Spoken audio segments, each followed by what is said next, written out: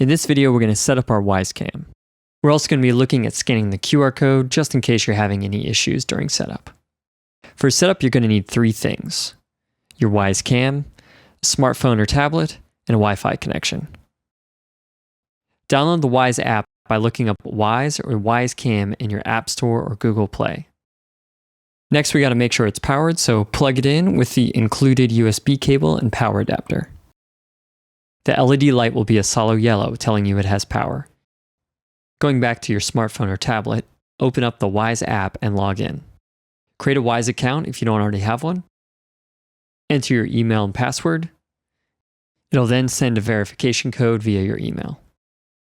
Pop that email code into the Wyze app, and now you're logged in and given a plus sign. This will let you add new devices and connect your camera to your account. When you're ready for setup, turn the camera over and press the button until you hear "Ready to connect."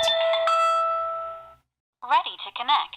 Once you heard that, press Next on the app. You will then need to put in your Wi-Fi info.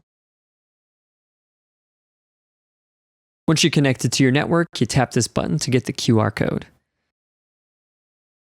Hold your phone steady about 5 inches away. It should scan the QR code in a few seconds.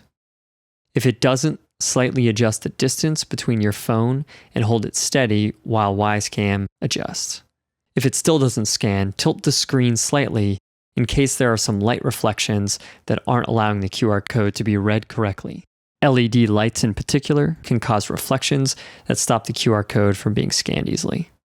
Once it is successfully scanned, you will hear QR code scanned. Please wait. Press this button and Wyze Cam will finish the setup on its own.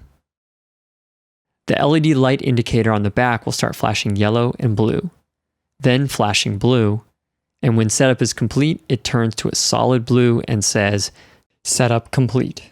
Name your camera and you're good to go. If you follow these steps and are still having issues, check back in the link in the description to our article and support team so we can help you out.